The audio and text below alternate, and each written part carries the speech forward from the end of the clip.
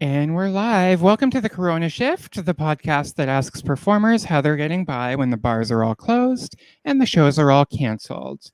Here's what's happening online this month. Actually, not too much. We're coming back to physical stages. So if you're watching this, the podcast version, you've just missed out on our first Comic Sin shows back in Waterloo and Toronto. So make sure to check out future shows in September in Waterloo, Hamilton, Toronto, and no, Montreal will be October. I wasn't supposed to talk about that. Keep this between you and me. Let me see. We do have a really cool show. We're doing a special one-off production of a show called Mad Funny. So this is a weed-friendly show at 420 Cannabis Comedy, which is in the heart of Chinatown in Toronto. So if you live in Toronto, you like to smoke weed outdoors, or you don't and you just like a really chill environment, check us out September 3rd. We have headlining Nitish Sakura. We have Tamara Siobhan on the show, Nima Nazari, Sashka DC, and a very special drag performance from Hamza Ali. So it's got a little bit of everything. All incredible things, and also Cliff Knight, because he'll be hosting too. You can find tickets to that show and our Hamilton, Waterloo, and Toronto productions on our website. And in Hamilton, we will be part of Levity Comedy Club. So we've got a little club show there with Comic Sans Showcase. Very excited about all of this. That's all this week that I wanted to tell you about. And I need a drink of water. So here's the intro.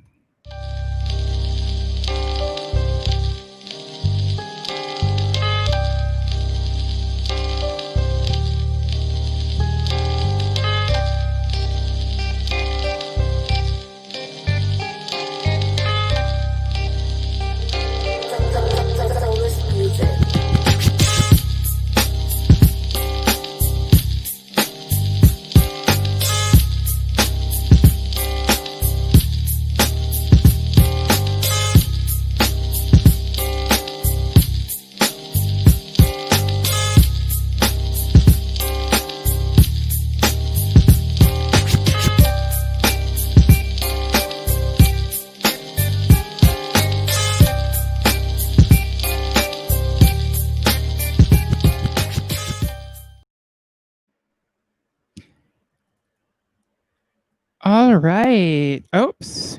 Something kicked back. Okay, we're back. That was our intro. I'm realizing now that's almost a minute long, and every time I play it, I feel like it should probably be shorter. We'll work on that next week, maybe. I don't know. Or keep it, because I'm self-indulgent. We have a very, very special guest today. I'm talking to someone who I admire and just love so much. One of my favorite, one of the most unique comedians in Toronto right now. They're an incredible producer, and they're here to talk about a really cool show format that they're producing in September. So in a few days, please welcome Amethyst Barron. Hi. Hey, Amethyst. How are you? I'm doing all right. How are you? I'm okay. Living, surviving. Just, we're still here. We're doing the thing. Yeah. How are you doing? How's your quarantine going? It's been pretty brutal. I understand that. You had COVID. You were Pretty sick sure for a I have while. COVID. Yeah, It's been like 9-10 weeks now of COVID. Yeah, and it's been pretty rough as well. Yeah.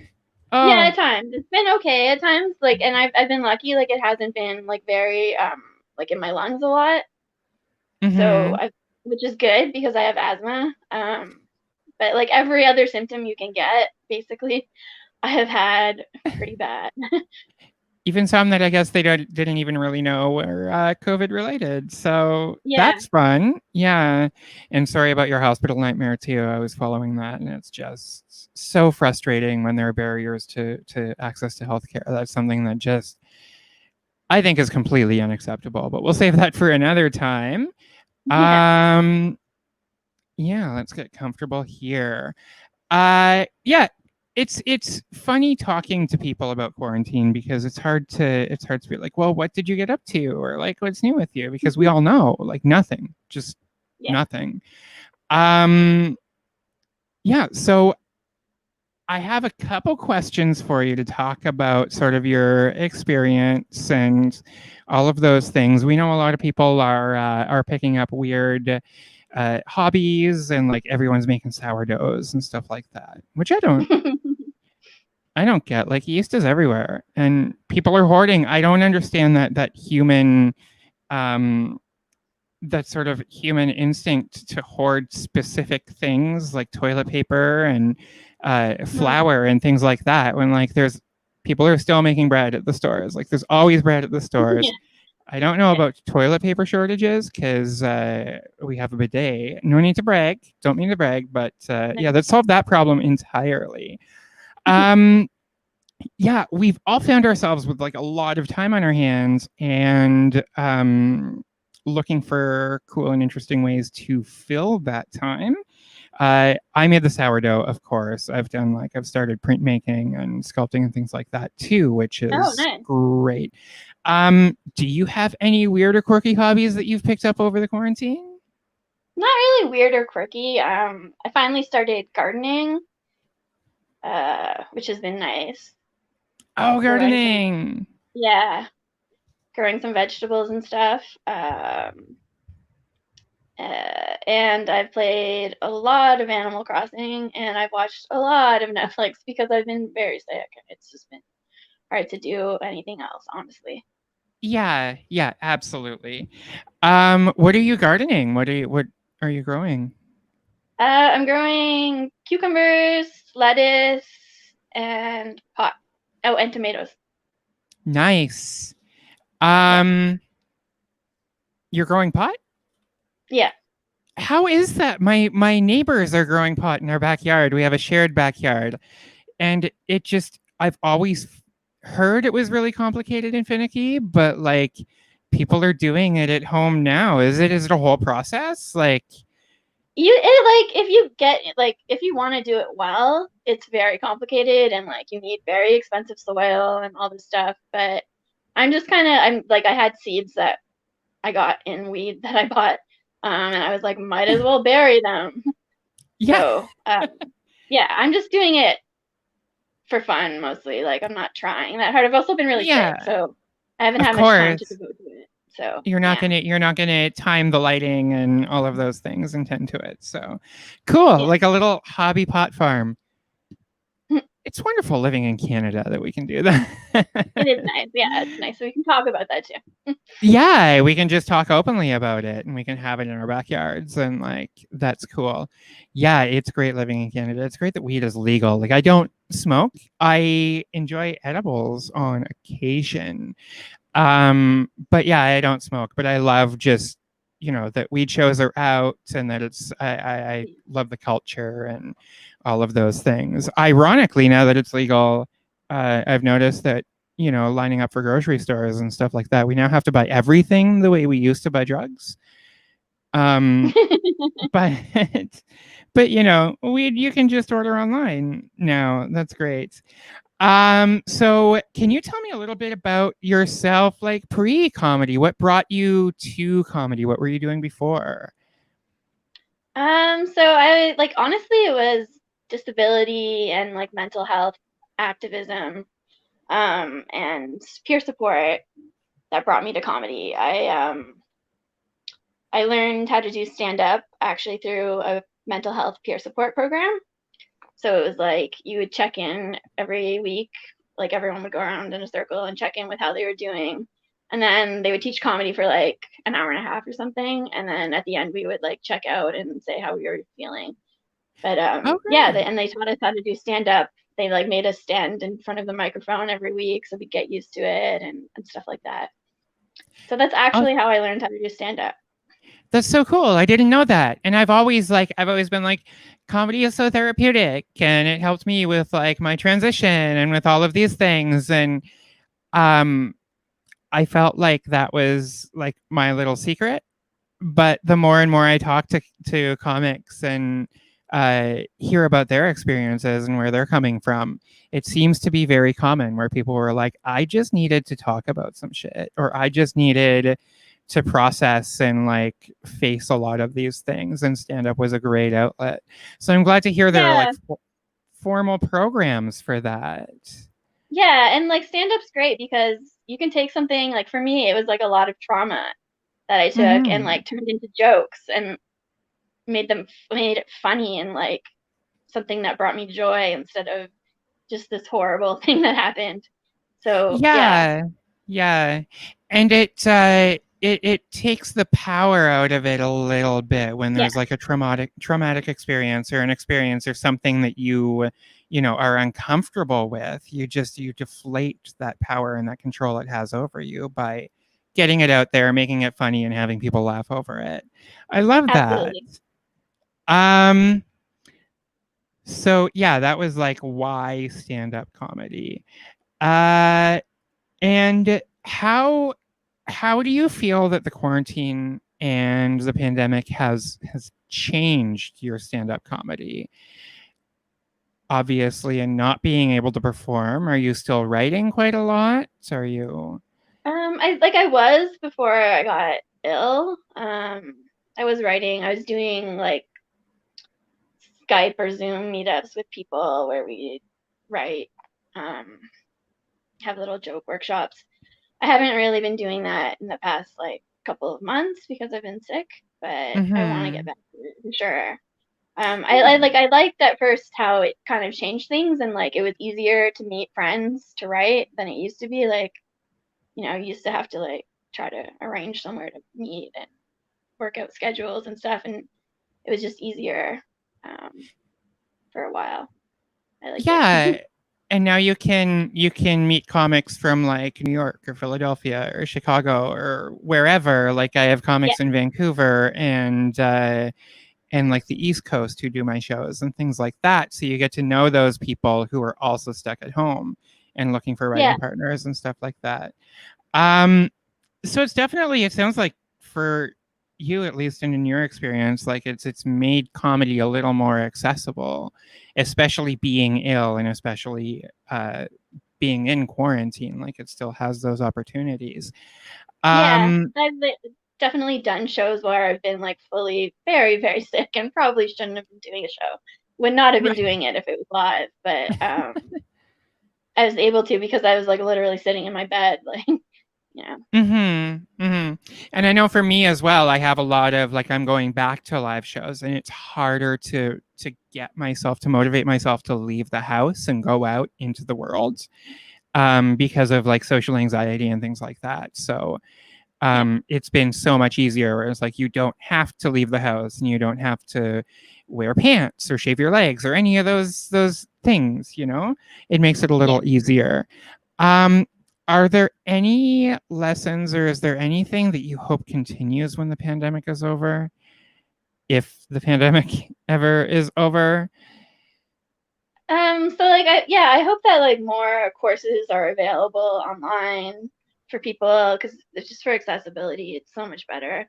Um, I hope that that continues. I hope that like people continue to socialize online more and like I have like a couple of friend groups who do like video chats regularly now. And like before I used to be sick a lot anyways, and I would just miss out on like all the social events and now I can still attend some, right? So, Right, right. And you're obviously no stranger to accessibility and making spaces for mental health awareness and that sort of advocacy based stand up comedy as well. You have started producing a show called Stir Crazy. Did you want to tell us a little bit about that? sure. So Stir Crazy was a show. The first one was supposed to happen in March, but unfortunately the pandemic happened.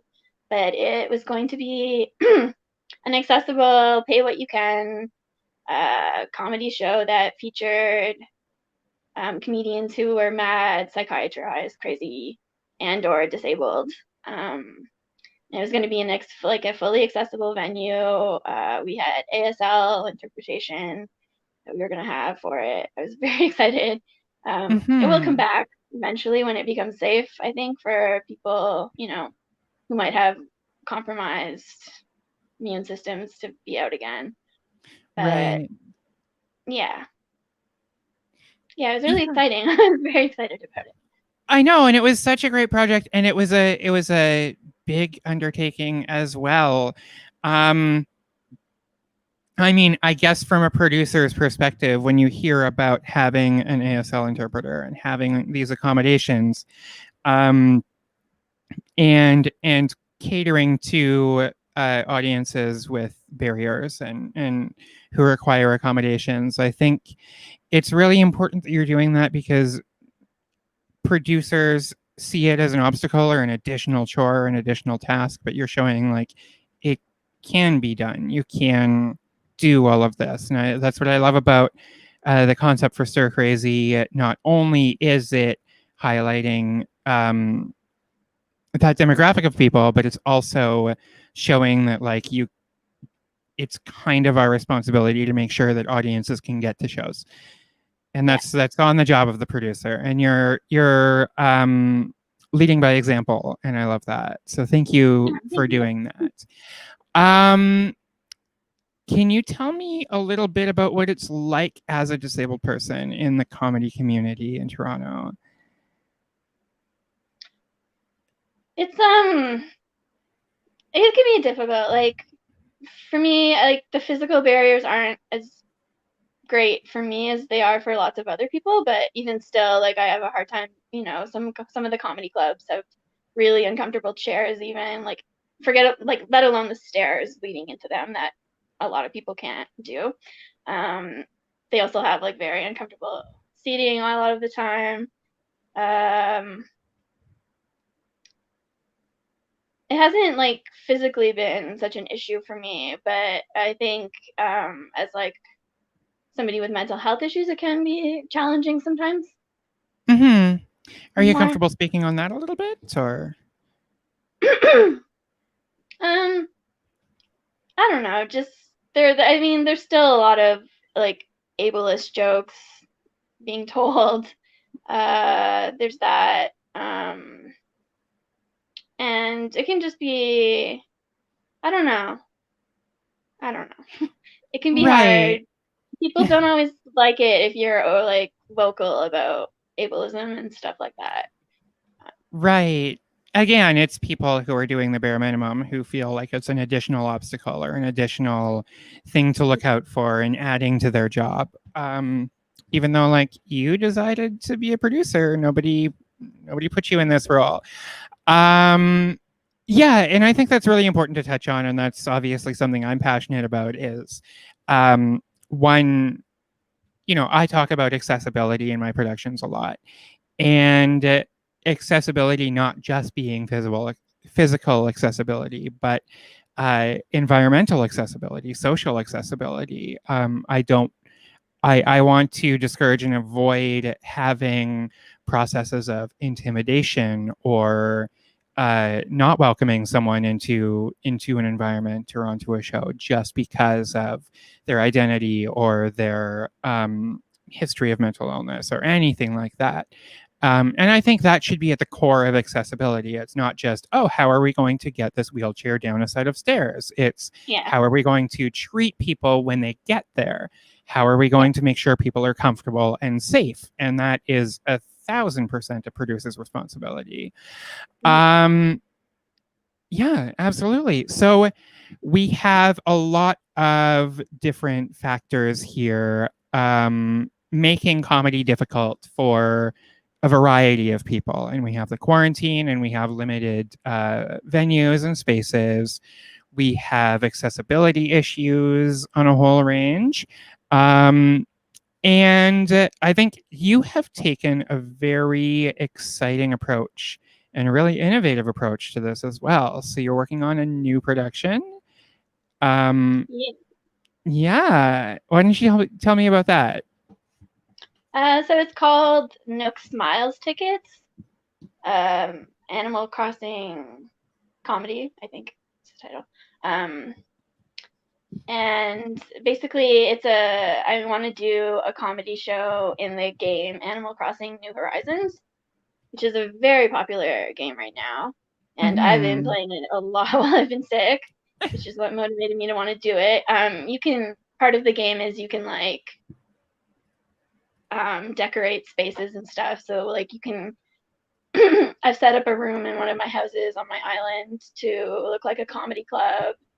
And then my plan is to invite other comedians over to my island because they can travel over to my island online and have them give their sets like over Zoom, audio over Zoom, and use their avatar. And you can, the avatars have like different little reactions and emotions that they can do. So you can like add those to your jokes for effect and stuff. So it's pretty cute. I've done an open mic in Animal Crossing already. I went to an open mic and it was really fun. That's amazing, and I think it just blows my mind that we can produce shows. Like comedians are known for producing shows or performing in the craziest places. And I'm sorry, that may have been ableist, but in some of the least expected places or some of the strangest places. We hear about comedy shows in laundromats, and there were shows for kayakers and canoers on docks, and shows in sex clubs and weed lounges, and all of these things. Like, it seems like comedy shows are the cockroaches of entertainment. Like, no matter what happens, they'll endure and they'll still live. We're rats and cockroaches. And I just think it's amazing that we found this platform or this platform exists where we can do something completely virtually, where it's you're immersed into a completely different reality. Can you tell me about that? Can you tell me about what about that appeals to you? I guess part of it is I just really love the game and have played way, way, way too much of it. It really helped me pass the time while I was sick. I just like it. You can also change outfits, like, and do like, or change your whole outfit like in a second during your set. Like, there's just, I don't know, little tricks you can do that are neat. And it's also the accessibility factors there. I do hope to get like captioning eventually. I'm not sure how it's going to work out, but I'm hoping to get it. So, right. Captioning is definitely possible after the fact, maybe not for the live performance, but if you were able to screen capture or record it, then you could have captioning. Yeah, there also are like ones that automated captioning that works live, but it doesn't work very well. So I'm looking into that for future shows. Super cool. I think it also it presents an interesting challenge as well that that helps comedians to sort of exercise those muscles in the way that you're performing, like you're streaming your audio in through Zoom, but you're performing through an avatar or a caricature. So you have to control those expressions and use those expressions to your advantage. And like you said, changing outfits and clothing, like that's a great way to indicate to an audience, okay, I'm acting out as something now. This is my act out. This is my character. And those can be challenges or barriers, or those can be really useful tools for doing a great performance in this new medium. So thank you for putting all of that on. This is it's an incredible thing that's happening. I can't wait to see it. Okay, because I'm old and I'm like, what's technology? Will there be a way to watch the show? Are you streaming to Twitch or something? Is there a way to watch it without? Because I don't play Animal Crossing. Can I watch this, or do I have to buy Animal Crossing? Yeah. So only the comedians have to have Animal Crossing to do it.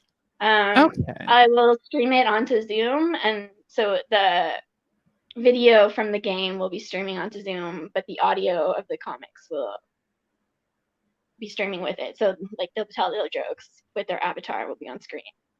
Okay, great. Yeah. And this show is September 3rd, correct? No, September 5th. September 5th. September 5th. At what time? Saturday, September 5th, 10 p.m. Eastern. 10 p.m. Eastern Standard. A nice late show. I can get comfy in my PJs and watch it.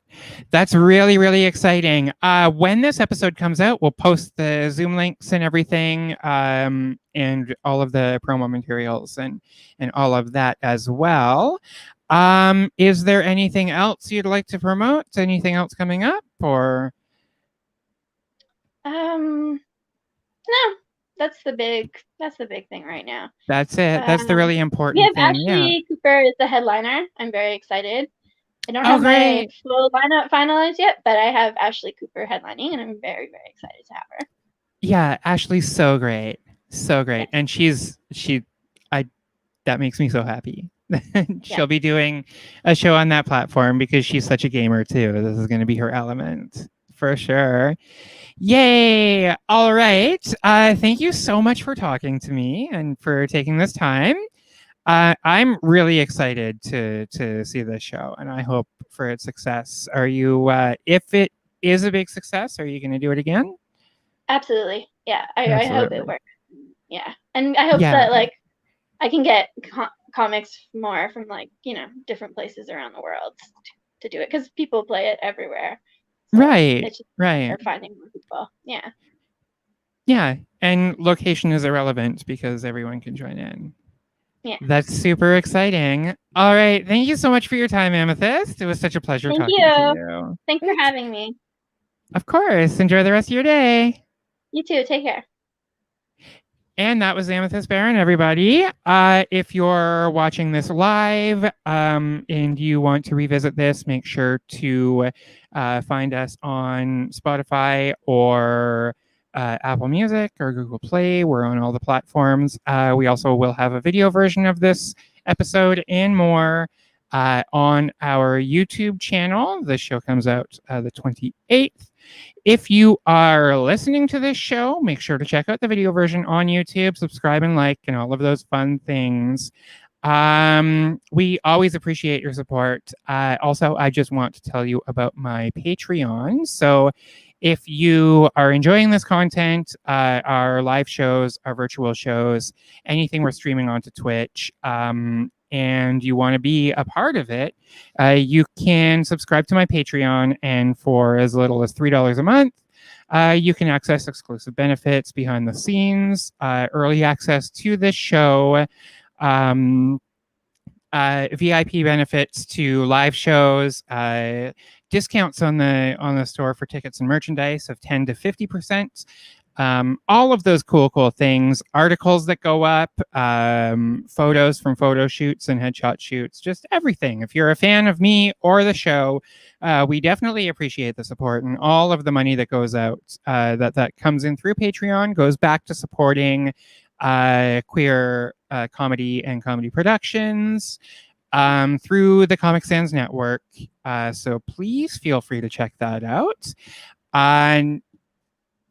And again, for the people who are live, tomorrow at 2:00, if you are interested, we're live streaming our next interview for an additional episode with a very special guest, Biff Naked, who's incredible Canadian rock idol and super friendly, amazing person. So we're excited to see that.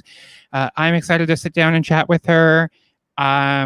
And then that episode will be out the following week. So September 12th. Quick math. Yes. No. That would be a week after. It'll be our next episode. Be patient with me. It's early. All right. Thank you for tuning in and for enjoying the show. Have a great week. Until next week, stay safe. Keep 6 feet apart and don't do anything stupid. Bye.